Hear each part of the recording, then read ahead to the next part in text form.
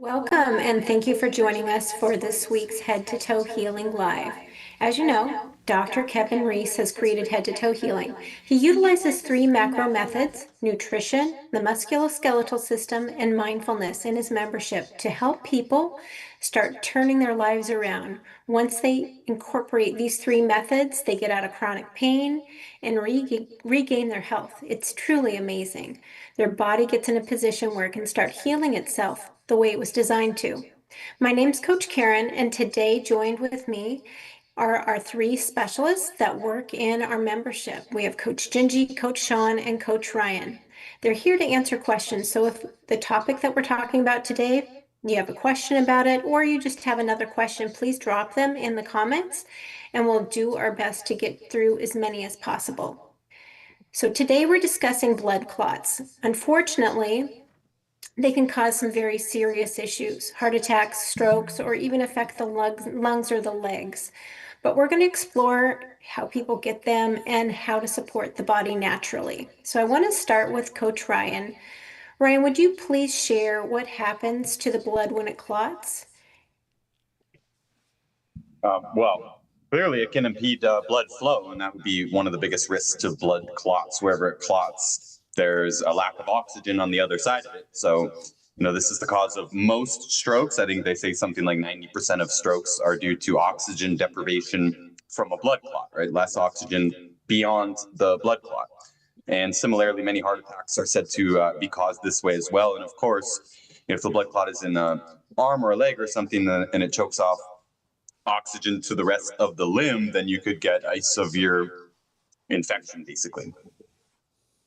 Okay. And well, with that, where do people kind of go wrong with the prevention of blood clots? Is there something that's leading them down this path? Yeah, they eat processed foods and they don't supplement with the 90 essential nutrients. The main thing that the processed foods is going to do is throw off it's going to do lots of things, but in this context, it's going to throw off the fatty nutrient balance. And many of the nutrients that are needed for proper blood viscosity which means the ability to clot and not clot based on what it needs to do. Most of those are fatty nutrients, or many of them are fatty nutrients, especially vitamin K and vitamin D, but also omegas. Like when we're talking about blood thinning, it's also fatty nutrients primarily that are needed. Both calcium and magnesium are needed, by the way.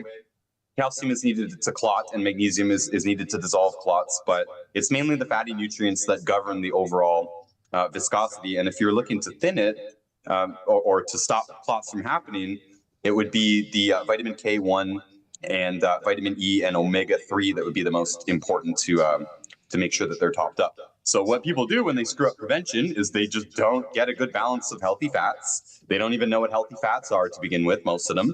Many of them listen to their doctors, and their doctor tells them to avoid fat. Well, you're going to be avoiding your input of fatty nutrients there. And if you eat processed foods at all, anything with vegetable oil in it, any oil additive, any cooking oil, salad dressing, all this stuff, deep fried food, all of that is throwing off the fatty nutrient balance and basically causing a secondary omega-3 deficiency. One of the most serious deficiencies in our food supply. And without that omega-3, your body is going to overclot, most likely. So you're going to be prone to blood clots. And of course, the doctor never told you anything about this. So you wouldn't even have had a chance to prevent it if you listened to your doctor. You would have to go out and learn something about nutrition yourself. Wow, that's incredible. So share with us, what are the healthy fats? There's so much different conflicting information online these days. Can you educate people what healthy fats would be? Yeah, to us, a healthy fat just means an unadulterated fat. It's not burned, it's not oxidized, it's not, what do they call it when they make it into margarine? It's bubbled with hydrogen. I can't remember the name for it, but it's unaltered. Hydrogenated. Hydrogenated, that's the word. So it's not hydrogenated, it hasn't been altered, it hasn't been heated, it hasn't been oxidized, it hasn't been changed in any way. It's a natural fat. So eggs, meat, avocado, olives, butter, anything that has not been altered and that you also do not burn in the cooking process is what we call a healthy fat. Thank you for that. Coach Sean, moving over to you. If nerves are compressed in someone's structure, how does that affect blood flow? So It doesn't directly affect blood flow. It would be more indicative of like possible constriction in that area. So, like if you have compressed nerves, then obviously something in that area is being compressed. And so it's not just the nerve that's going to be compressed, it's going to be other blood vessels and lymphatic drainage pipes. So, yeah. All right. And Coach Gingy, moving on to you. With the body, well, what happens to the body when the mind pumps out a bunch of negative thoughts? Well, I was going to say that one of the biggest issues with mindfulness when you're talking about strokes and clots and things like that is the constriction of the blood vessels, because that'll make the blood vessels smaller and more likely to clot. So that's why the doctors will tell you to reduce your stress, because what happens when you get stressed? You don't relax, you tense up, right? You tighten up. It can also increase inflammation.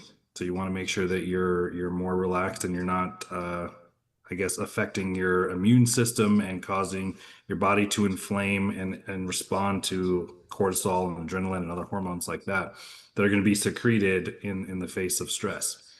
And it's not just stress, really. Let me just kind of clarify. It's like anger, fear, anxiety, depression, like those types of emotions that stimulate or trigger the sympathetic side of the nervous system. So you want to kind of create a good balance there. You want to get into rest and digest. You want to relax, because all of those things will cause your body to let go, your blood vessels to open, inflammation to go down, absorption of the good nutrients Ryan was just talking about to come in, even reduce some pressure on the joints, like Sean was just talking about. So it's incredibly important. Clotting can be affected pretty quickly with a mental shift, but you've got to get all three of the modalities here. Okay, thank you. Coach Ryan, you talked a little bit about foods that are problematic for good blood flow. Um, with those, I guess, what would be a good balanced diet for somebody? I mean, with getting rid of the processed foods, not cooking things at high temperatures, eating the healthy fats. Any other tips that you could share? Well, a good balance is an omnivorous diet. So even though, we're right now talking about the importance of healthy fats, you can't have an all fat diet. You need a little bit of protein too. And I do believe carbs are essential. Some people might argue with that. But one of those nutrients there was vitamin K1. K1 comes primarily from plants. So when you're talking about healthy people in general, one of the strongest correlations that there ever has been is that the more vegetables you eat, generally the healthier you are, especially when you're looking at populations. So that means less cancer, less cardiovascular disease, less metabolic disease, and all that stuff. So I'm saying here that a lot of vegetables is going to be important, especially to get vitamin K1, which again, people think, well, K1 is known for clotting. In fact, it's named after clotting. It's named vitamin K for coagulation in the German spelling of coagulation. So it's needed to clot blood. So people think, well, I already have a blood clot problem, so that means I shouldn't have vitamin K. And in fact, even some doctors warn against this, especially if you're put on a blood thinner. But it just doesn't work like that. Your body needs these nutrients so that it can decide whether to clot or not properly. You can't just withhold the clotting nutrients, because now you're going to get severe nutrient deficiency symptoms of those deficiencies, not just blood clotting, because every nutrient does multiple things in the body. So I'm just saying that I think a lot of people go too far into the fat direction, and they think, okay, well, it's mostly fatty nutrients that are involved here with blood flow and all this stuff, so I'm going to go keto. Well, keto doesn't work too well for most people, and most people are not able to sustain it. One of the things that we hear all the time is, I felt great, but I just couldn't do it. Right. So even when it's working, it's too hard for them to actually do. And I don't think it's an ideal diet. Putting in a lot of vegetables helps to balance that out big time. It's much closer to an ideal diet. Notice I didn't say fruits. You get basically the same nutrients from fruits and vegetables, but in this case, and when you're talking about overall disease prevalence, the consumption of vegetables is more important than the consumption of fruits. Thank you. Well, with that, actually, one of my other questions I was going to ask you was, after somebody has a blood clot, automatically the response from the other system is to get on blood thinners. Are there natural options to still support the body and keep the blood moving? Yes. Well, we would take all 90 essential nutrients, especially focusing on the ones already mentioned, especially with thinning. We're talking about vitamin E and omega-3. And we're already going to use the calcium, magnesium. And honestly, you should be getting vitamin K mostly from foods. K1 is in vegetables, K2 is in animal products. You really shouldn't have a vitamin K deficiency unless you have a digestion problem, which of course is the number one thing that we do. Is we make sure people have a good digestion system or it's working correctly before we move on with a nutrient program.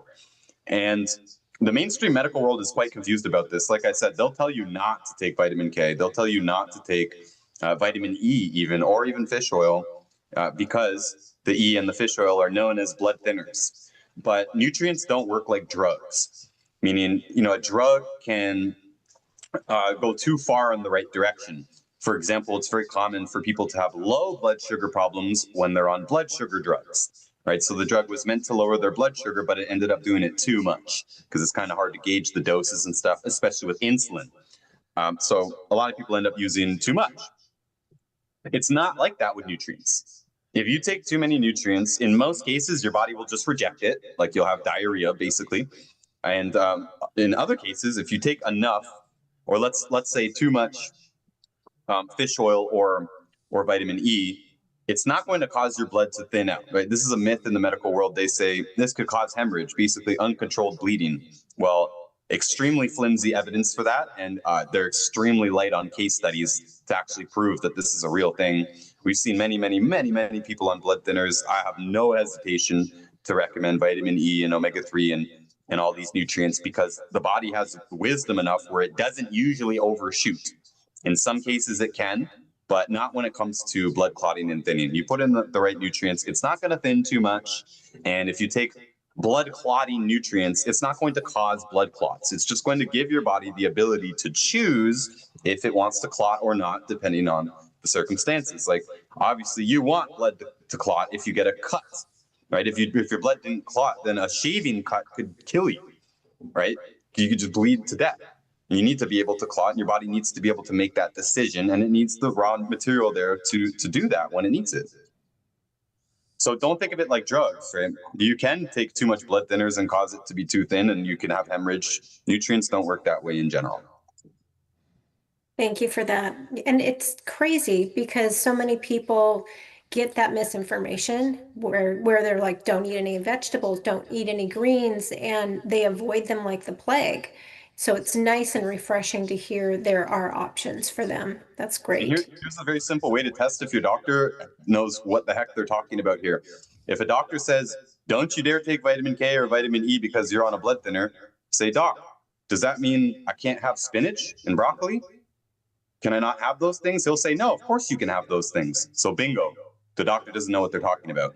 They're not telling you to avoid these nutrients. They're telling you to avoid these supplements because they've been told to tell you to avoid the supplements. Meanwhile, those same nutrients in foods, your doctor's not going to have any problem with it because they don't know what the heck they're doing when it comes to nutrition. No doctor has ever told anyone to avoid leafy green vegetables when they're on blood thinners. It's crazy. I do know somebody that they were told that. It's very I must take it back sad.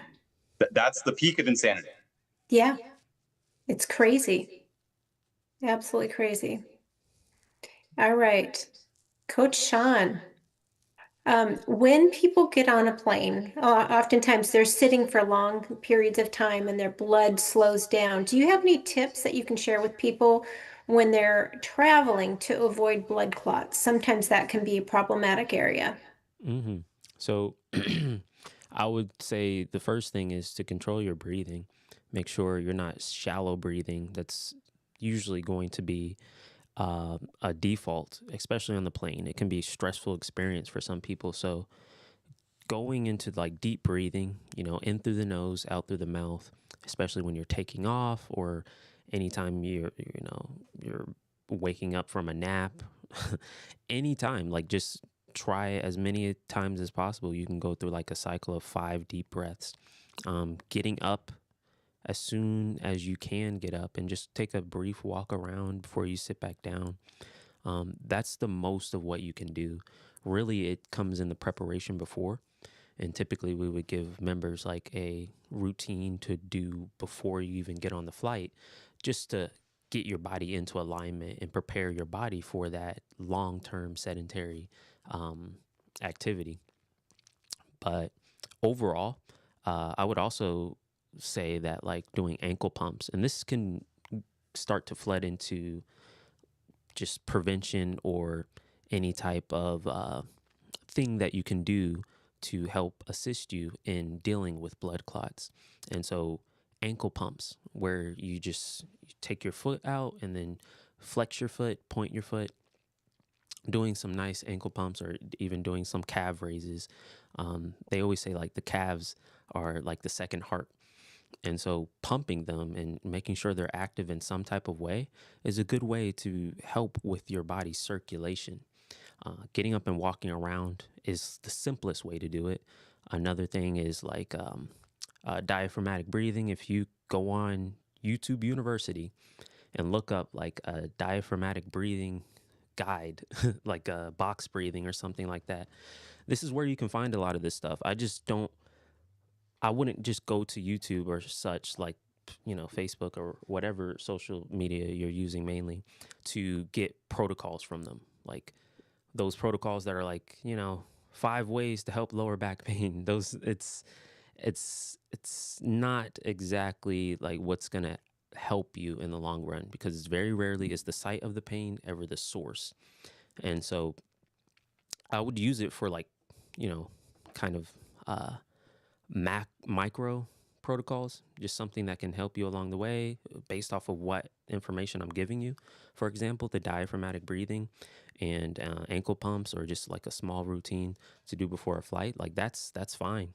You want to try to get some activity where you're opening your body up and you're pumping your muscles before you sit down for a long period of time. And if you are, especially at work, sitting down for a long period of time, you don't want to sit down for more than an hour just sitting there. You want to get up and do something, even if it's just to get up and get the water that's right behind you, something. You want to have some type of activity. And even if you are sitting, you're constantly shifting. Shifting around is one of the best ways. If you know you're going to be sitting for a while, you can just simply change your seated position every now and then. Like keep it moving, keep it dynamic. And that's a good way to just help with circulation as well.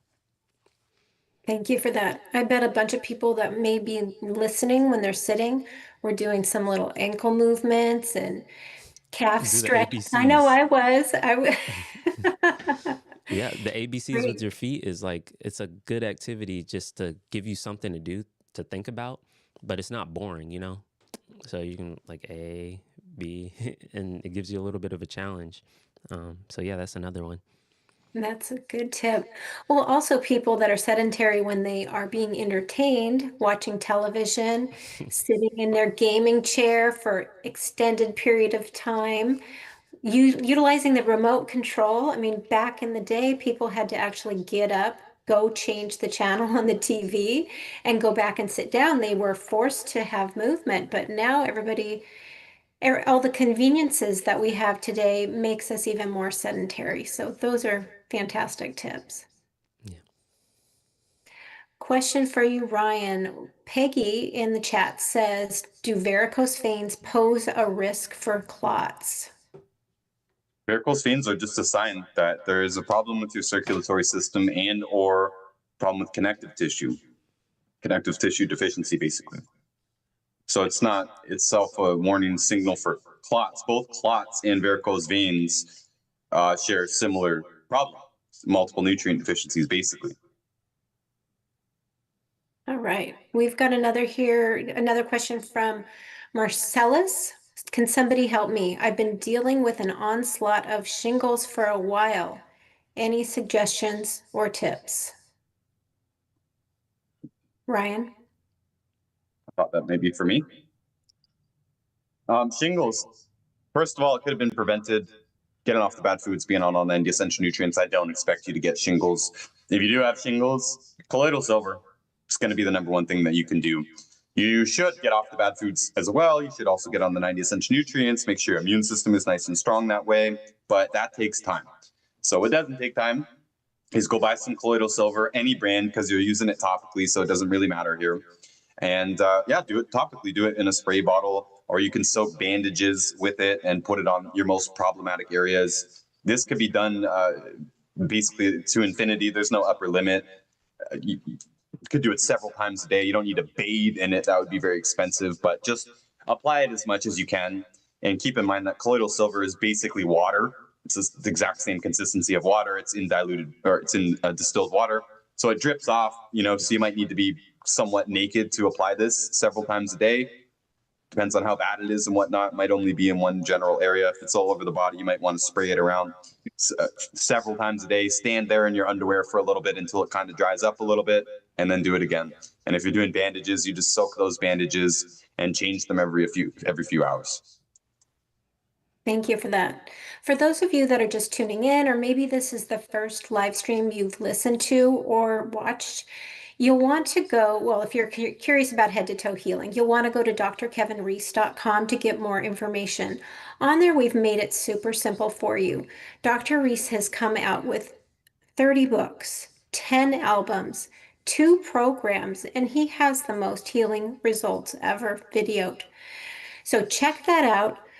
You'll want to start with the books. These 2 books here, the red and the green books, are the first place to start to get a foundation of what we do with head to toe healing. And then maybe select one cookbook to get started so you start consuming the right foods the right way. So that way it's not problematic for your body. Additionally, on drkevinreese.com, there's a button that says connect. That is the best way to get in touch with us or follow us on other social media platforms so you get more information about head to toe healing or chronic illness reversals. So it will help you the best. You can also click in that section. You can book a call with us to have a free call with one of our coaches. But let's get back to our questions. This is another question for Ryan. It's from Kathy. She is asking, is it too late for someone that has stage 4 cancer to get started on this diet? I mean, it's never too late. As long as somebody is alive, they can and should take steps to improve themselves. Now, we can never say that, everybody, no matter what stage you're at, it can definitely be reversed. You can never say that. Somebody might be on death's door and just nutrition is not going to work fast enough to reverse that. But there's always also the idea of quality of life. So no matter where somebody is at, but especially if they've done cancer treatment and stuff. Now, let's say they only have 2 months left. And we don't normally put a timeline to anything, but let's just say it. In reality, no matter what, there's 2 months on the clock. Wouldn't you want those last 2 months to be as symptom-free as possible, right? The people who have done chemotherapy, they tend to have serious problems with pain, insomnia, massive digestion problems, all kinds of quality of life things that even if it was, let's say, possibly too late, and I'm not saying it is in this case, but if it was too late, you still are able to improve quality of life. This is also true for things that are not reversible, things like cerebral palsy, for example. No amount of nutrients is going to regrow the cerebellum. It's just what it is. But that same child may have, again, digestive disturbances, weight, metabolic, bloating, pain, whatever it is, all those quality of life things can still be improved. But no, stage 4, stage 1, stage 5, why wait any longer? Basically, these actions can be taken right away, no matter who you are, especially getting off the bad foods. That's something you can start right now. And nobody under any circumstances should eat the bad foods. It should eat the poor 4 foods: gluten, oil, fried, and fake. Nobody should ever eat that anyways. So if you have a serious health problem, you should be more serious about that. And yeah, get started as soon as you can. Can't turn back the clock, but you can act now. Thank you for that. Coach Gingy, Ryan is very adamant about getting off the poor 4 foods. Actually, we all are. But with that, it can be challenging when you're in social environments, eating out, dealing with other people that might put pressure on you. But when you have chronic pain or chronic illnesses, how can they combat that peer pressure? Well, peer pressure is one of the biggest pressures everybody deals with on a day-to-day basis. It reminds me of something my dad said in probably less pleasant, let's see, how can I say this? In a less appropriate way to say this, but what he used to tell me growing up is, what you eat doesn't make me go to the bathroom. And so when other people have their opinions and stuff, you can kind of take the approach, well, because this kind of goes both ways. It's very easy to be so all about the gluten-free and the pork-free and all this stuff, and then judge other people for continuing to eat the standard American diet or whatever it is. But then at the same time, you flip it around and you're seeing other people judging you for being, the weirdo who's taking all the waiters' time at the restaurant, asking all the questions or something like that. Like, do you cook your steaks on a separate grill apart from the other things where you use oil, or is it all mixed together? Do you use the same spatulas? Like, some people are going really in depth with their questions like that, and other people feel embarrassed. So it's good and important to just prioritize your own health choices over the discomfort, over other people's opinions. Because we're all doing the best that we can with the information we have available to us in that moment. And so give everybody a little bit of grace. Just give yourself a little bit of grace and just understand, okay, well, they may be uncomfortable with how long it takes me to ask some people. Maybe I'll call ahead next time and kind of spare them the time. Or maybe I know it's going to be a little bit uncomfortable, but it's really important to me that I don't sacrifice my diet because it's either that or all the symptoms I'm trying to get rid of. And so just have your priority levels in place before you go into restaurants like that, and assume you're going to get some flack for some stuff and just be okay with it. Someone's going to judge, really? You have to know every single detail, or really you can't just have one cheat day and eat a little bit of gluten. It's Thanksgiving. Like, there's always going to be some little like manipulation tactic, either from a loved one or a stranger or waiter or whatever. And you just got to be okay with other people having their opinions and just realize for yourself what your choices are. That is kind of the definition of boundaries. I think, Karen, we talked about this on a call recently. Boundaries are not for other people to respect your boundaries. It's not like you put up a fence around your yard and someone crosses over, it's a trespass. A boundary is when something outside of you happens, you already know what you're going to do. So if somebody speaks to you in a certain way, you know how you're going to respond.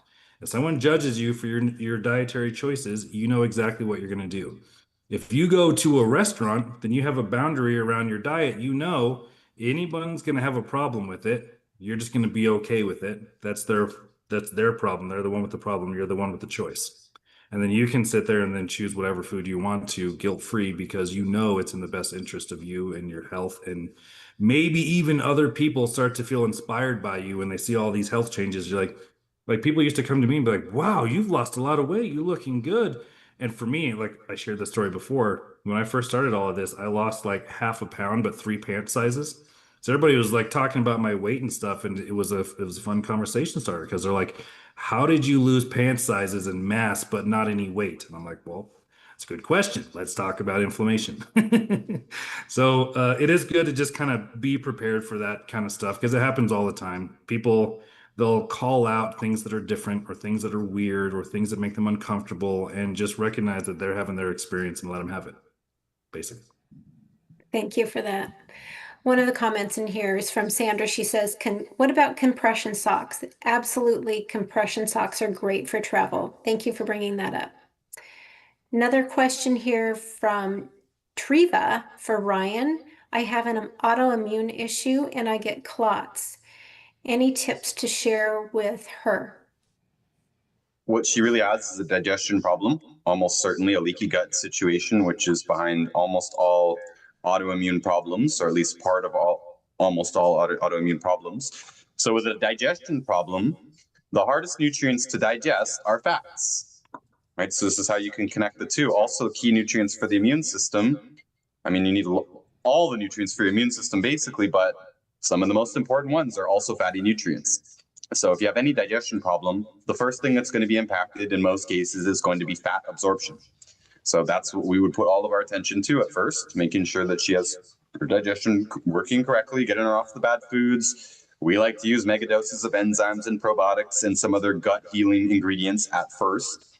And I don't remember if you said, I don't think you said what type of autoimmune problem. I mean, that would matter going forward, but first things first, no matter what it is, we would work on digestion. Great, thank you for that. Coach Sean, there's 8 load joints in the body. Why is it important to have them lined up? Because according to our theory, we're saying that with joints, the disease or the condition starts from those joints.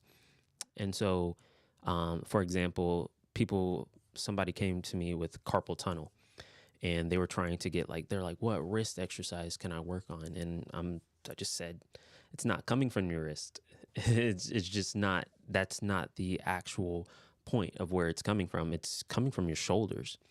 And even issues with your neck, they're coming from your shoulders, or they're coming from your hips. And it's just not always going to be like, oh yeah, okay, so my neck bones connect to my shoulder. And it's not going to be like that. It's a whole story. And so posture is a little bit more complicated. And it's kind of like nutrition, where again, the site of the pain is never actually the source. It's a story.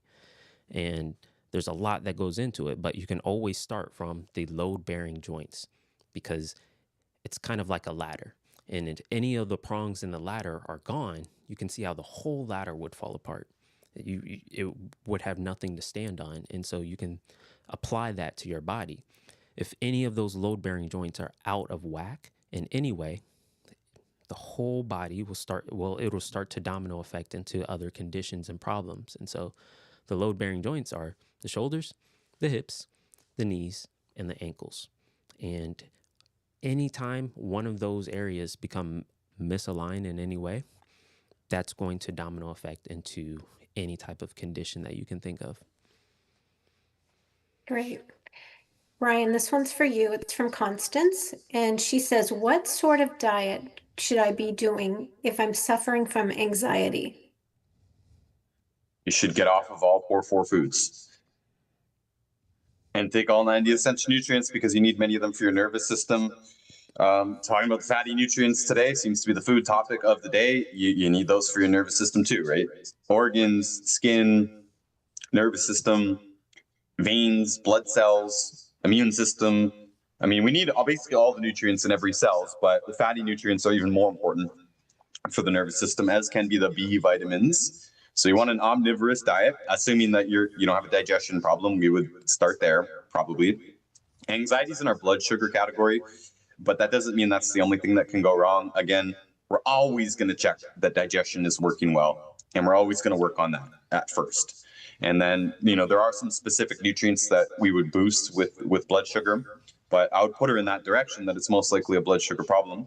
And I would be, if we were speaking, I would be fishing around for clues, looking to determine whether it is truly blood sugar or whether it's more of a thyroid thing. Either way, it's metabolic. So I'd be looking at other symptoms, trying to make sense of it and what to focus on.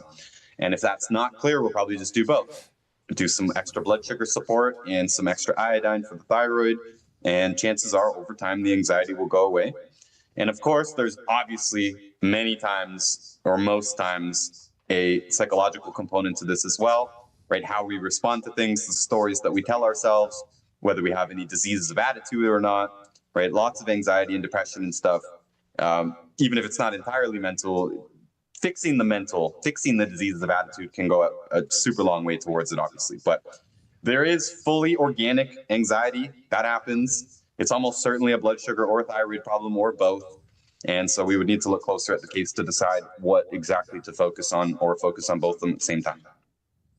But she asked about diet. Just get off the bad foods, eat good, healthy foods, real foods, non-processed foods, right? All those things I mentioned earlier for good fats. Those are all going to be good for the nervous system too.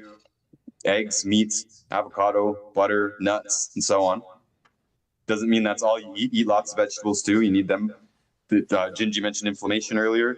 The more vegetables you eat, the less inflammation you should have. And of course, it's impossible to get all the nutrients from food either way. So still, we would put you on some kind of dose of all 90 essential nutrients. Thank you. Coach Gingy, is there anything you want to add to this topic of anxiety, since it's your specialty? Well, it's typically when your imagination runs away with itself. So anything that you could be anxious about isn't happening right there in the present moment. You're only anxious about things that are going to be coming in the future. And you don't ever experience the future. The future, tomorrow's never here, as they say. So you're going to have to imagine it into your experience. So knowing that that's what's going on, you can get very real with yourself and just calm down the anxiety by saying, listen, It hasn't happened yet. We don't have to be so afraid or upset or nervous or whatever the emotion is under the anxiety.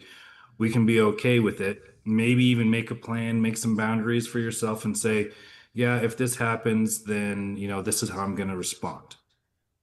Like, we'll say if you're going to have a very important conversation with somebody tomorrow, whether it be professional or personal or whatever it is, if you are going to have a very serious conversation with somebody, you might be anxious about it the day before or falling asleep and you can't go to sleep because you're just anxiously thinking about what might be said or what they might think. And that could be running like clockwork and not letting you sleep.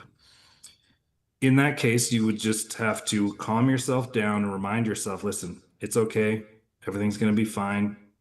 Do a little bit of the inner work that we talked about in the membership, as well as recognize that you don't know how it's going to go.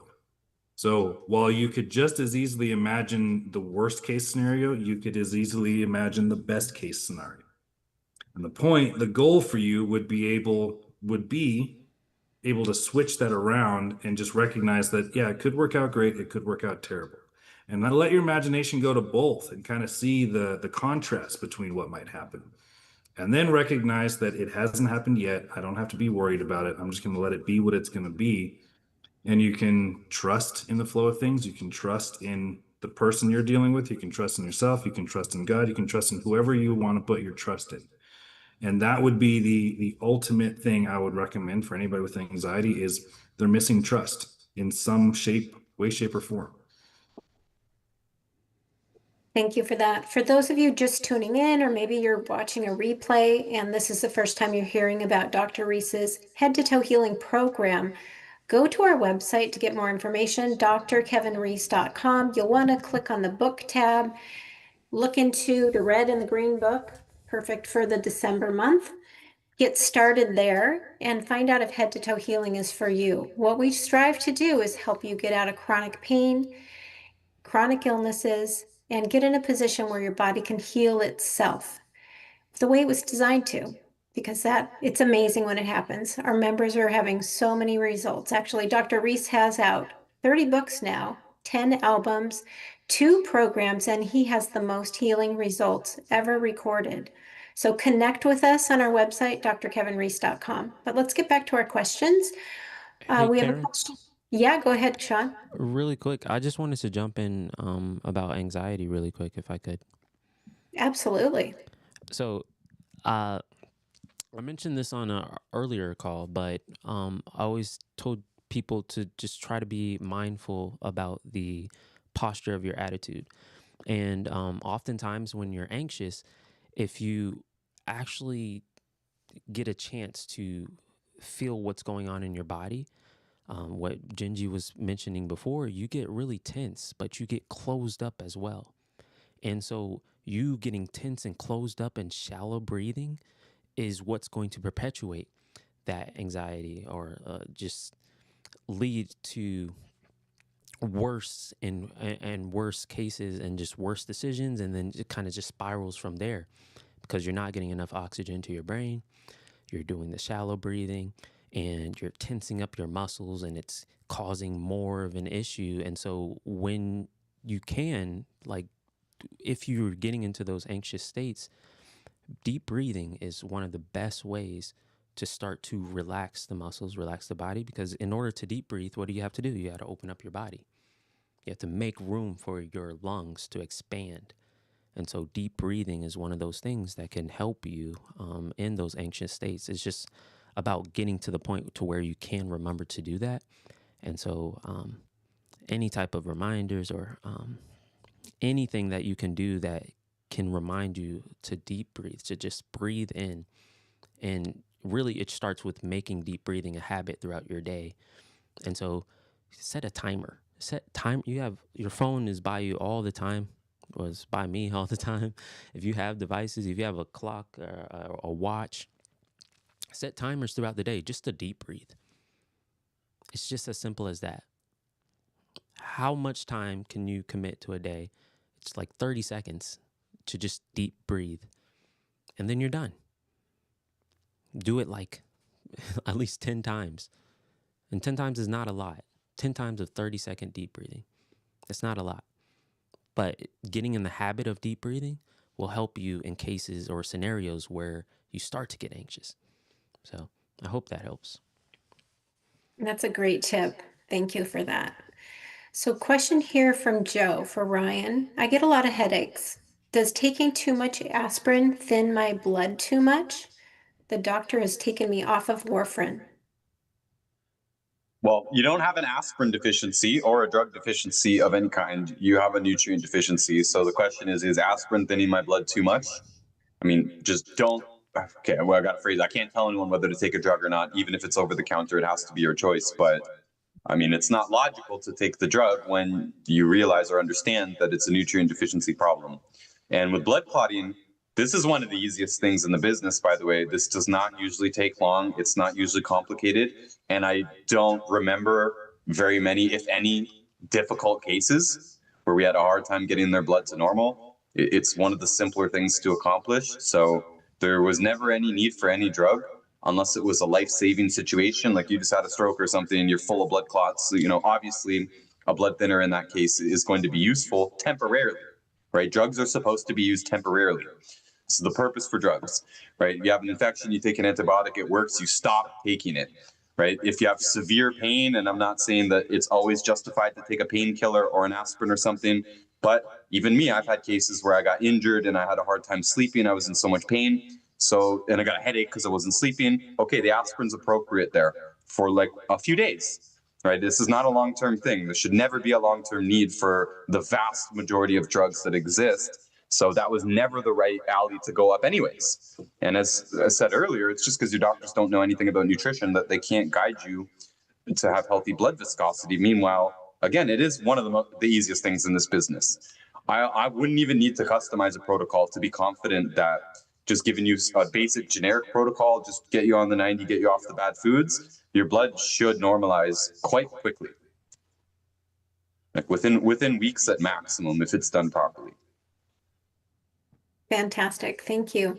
We've got somebody here in the chat that is asking about fibromyalgia. She says, my fingers are swollen and I'm having burning and numbness in my fingers. Is that something that can be addressed? Yeah, burning and numbness sounds like metabolic. Probably has other metabolic symptoms as well. So head to toe healing could turn it around. Maybe go to the website, Dr. Kevin Reese, start with the books, the red and the green one first, and book a call. Let's talk more. Let's see, we've got another question here from Janelle for Ryan. Question about thyroid. If you have no thyroid, it was removed at age 17. Will I always need to, well, I will always have to be on the medication, she says. Or could this program with the 90 Essentials work for me? Now I'm 28 and the doctors have not been able to help me. Any tips on thyroid issues, Ryan?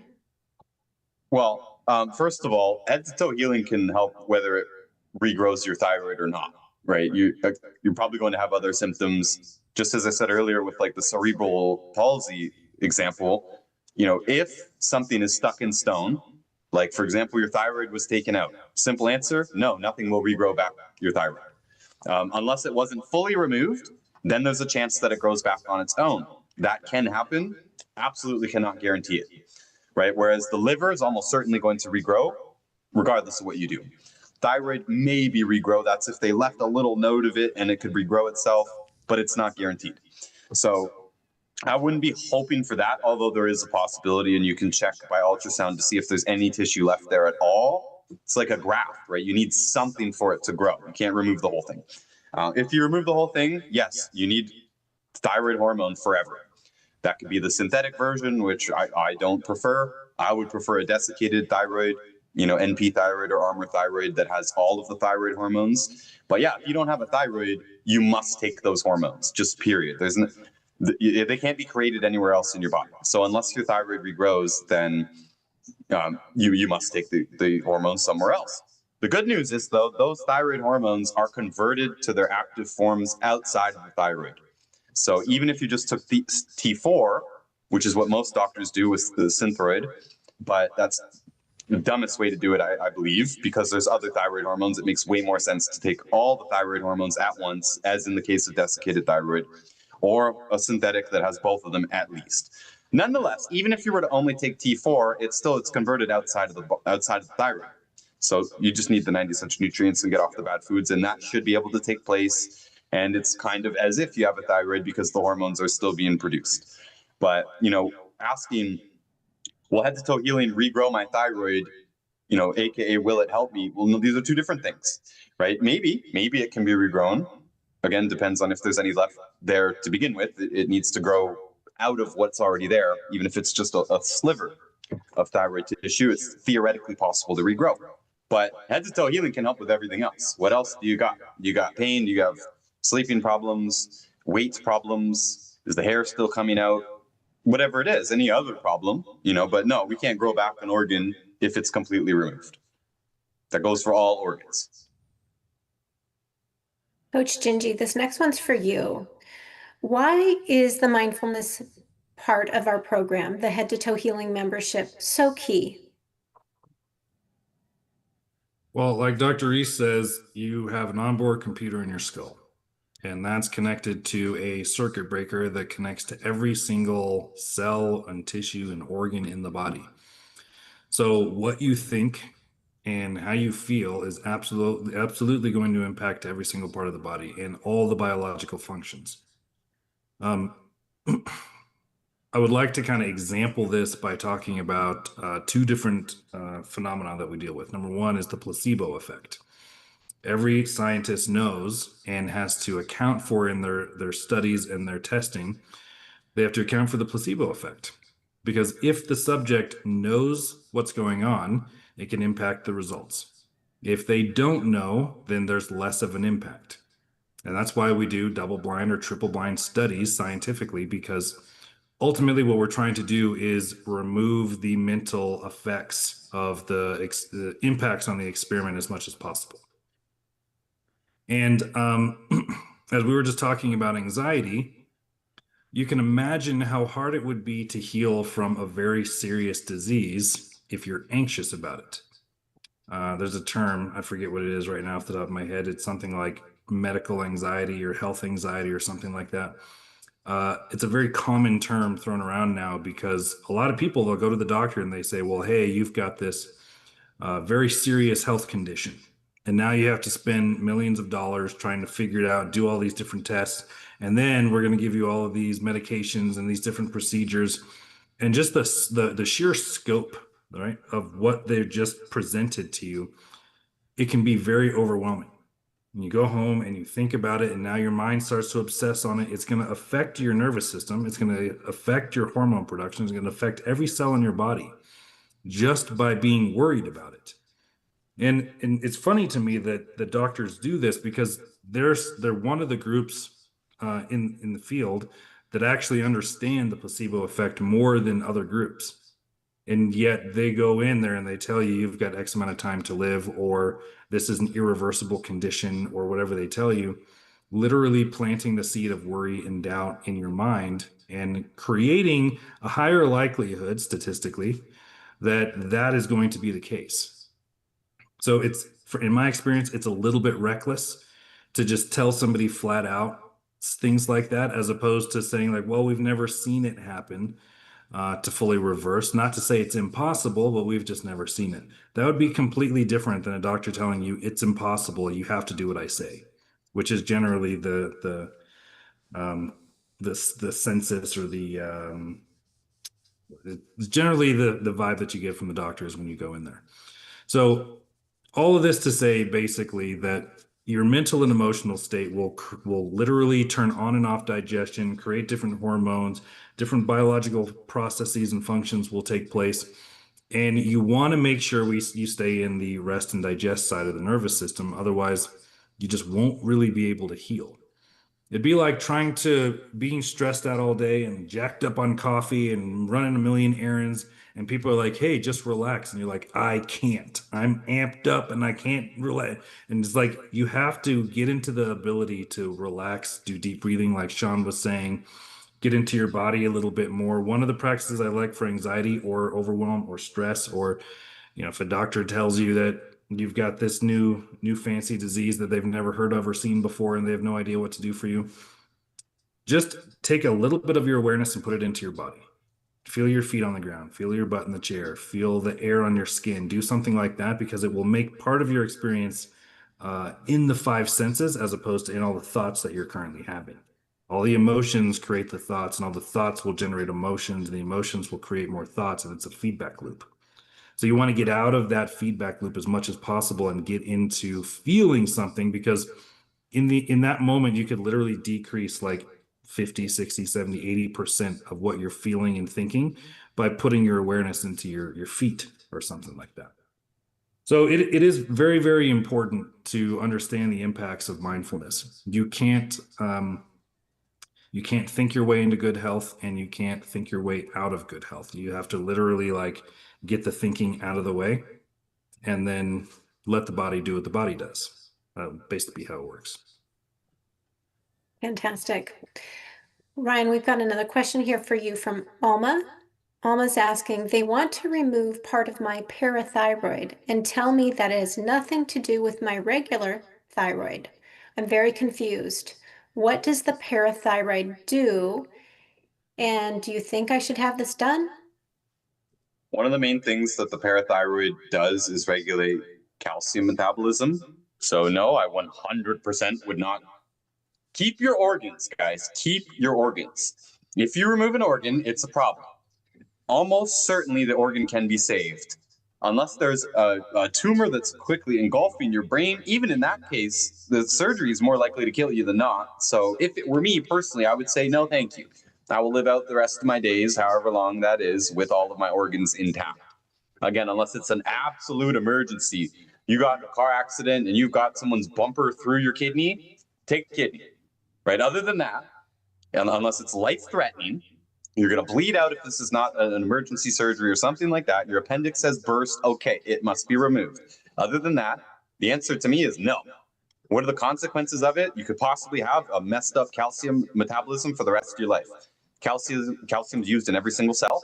It has tons of different cofactors. It does tons of different things in the body. It's not just having to do with bone density or even blood clotting like we've been talking about today. It has roles throughout the entire immune system. It's structural and functional, so you're partially made of it and you need it to run correctly. The last thing that you want to do is screw up your calcium metabolism, and chances are she actually has excess calcium in the blood, and that's why they're threatening to remove it.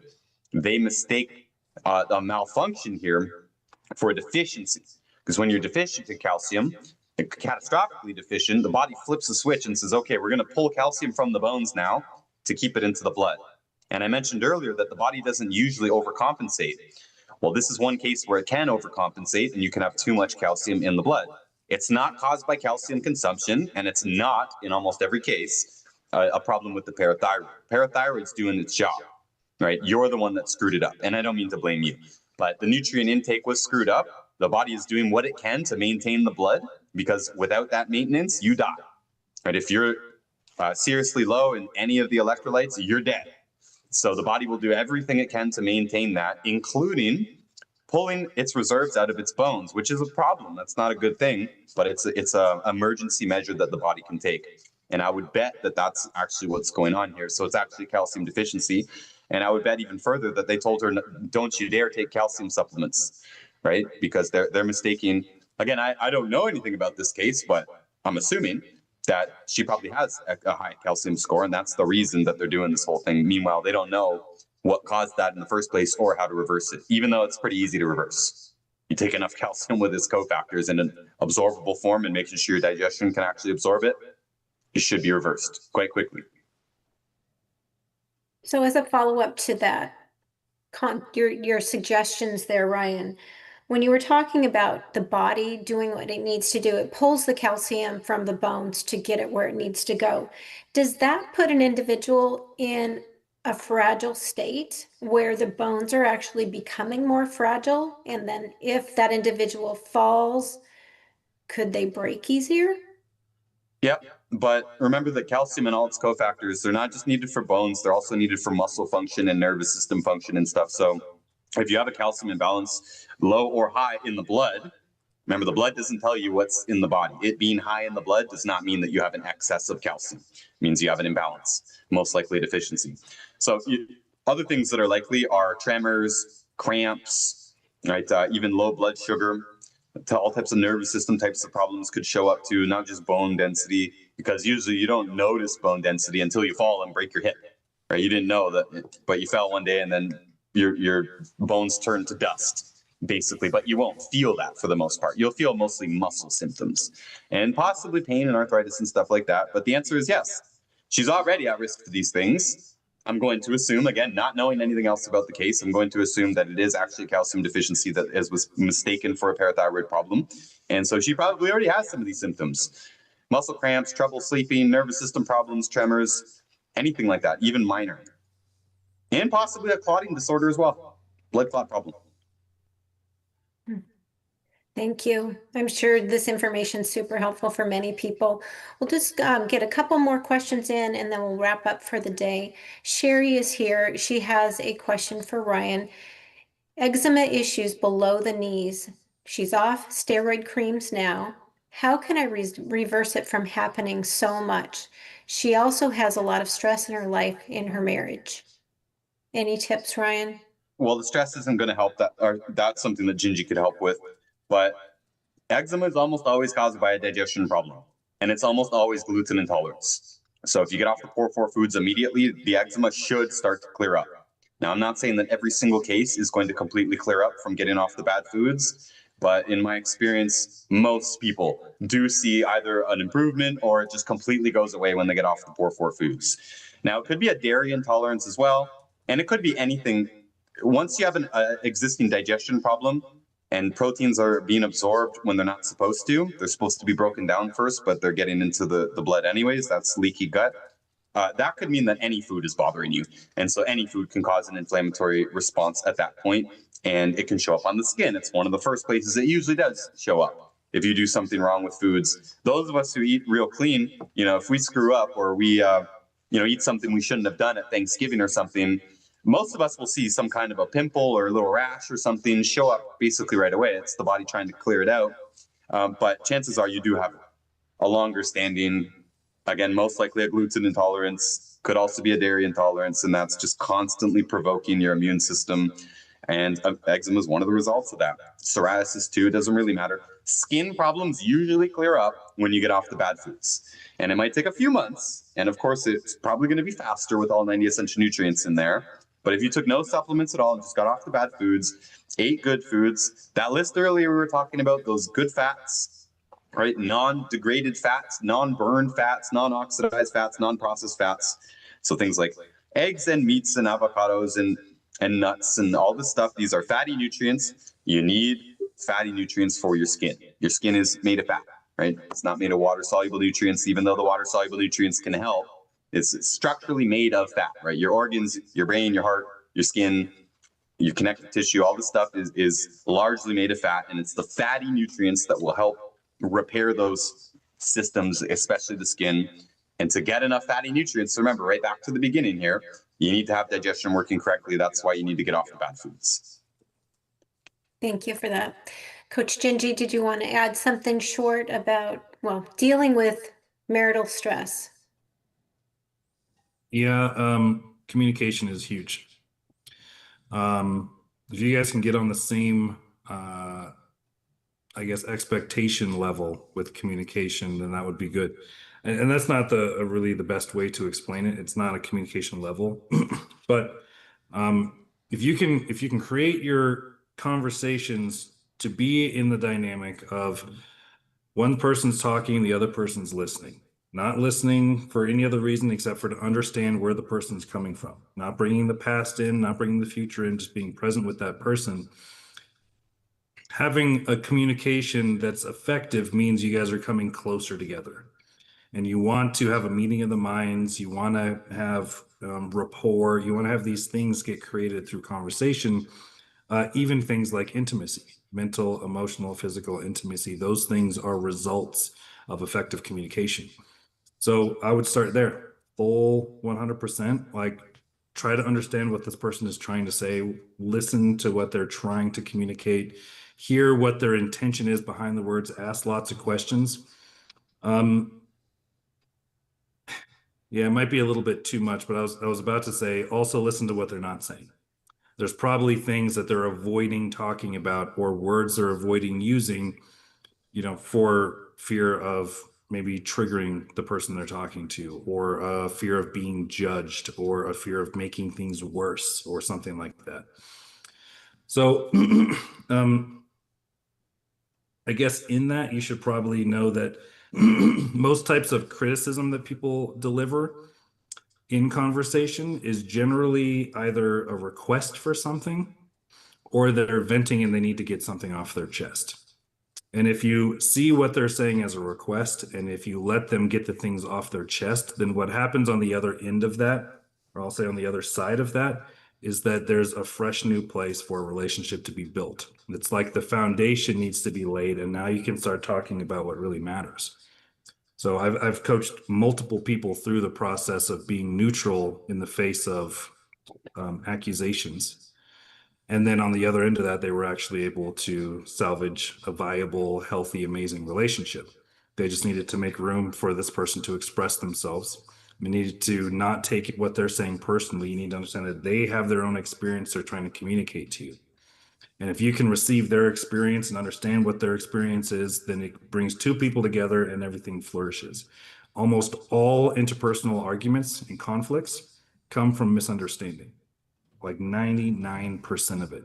It's very, very rare that one person understands what the other person is saying and they're fighting about the actual topic. Usually there's, oh, I thought you meant this, and no, I really meant this. And what we both thought and believed about what happened is our beliefs are going to war. And so the more you can get those beliefs out of the way, the more you can be there with somebody and actually meet them where they're at. Try to get to know your spouse, even if it's been 50 years. Try to get to know who they are today, not who they were 20 years ago. Because every person is always changing and adopting, and there's new information and new beliefs and new all this stuff. It's like a constant transformational life we live in. So a lot of words for focus on working on communication. Even find a little class or a coach or a therapist or something to make that communication stronger. Because once that's strong, I mean, you guys are almost bulletproof at that point. Fantastic. Thank you so much for sharing that, Gingy. So for those of you that are interested in learning more about head to toe healing or seeing if this is the next step in your journey, or maybe your body it's functioning pretty good and you might want to do a tune-up to make sure your body continues to stay in a good, healthy state, go to drkevinreese.com. On there, keep in mind, Dr. Reese has over 30 books, 10 albums, 2 programs, and the most healing results ever recorded. On that page, go to the book tab, select the red and green book first. If you're just getting started, find out if head to toe healing is for you. If it resonates with you, then go to the connect button. Schedule a call with one of our coaches. We would be happy to talk with you, answer more of your questions on a one-on-one setting, and see if this is the next step moving into the new year. A lot of times people have New Year's goals and they want to get healthy and make that next calendar year be very exceptional for their health journey. We're here for you when you're ready. And thank you. We will see you next week, same place and time, 2 p.m. Eastern time. Head to Toe Healing Live. Have a great rest of your week. Take care, everyone. Stay healthy.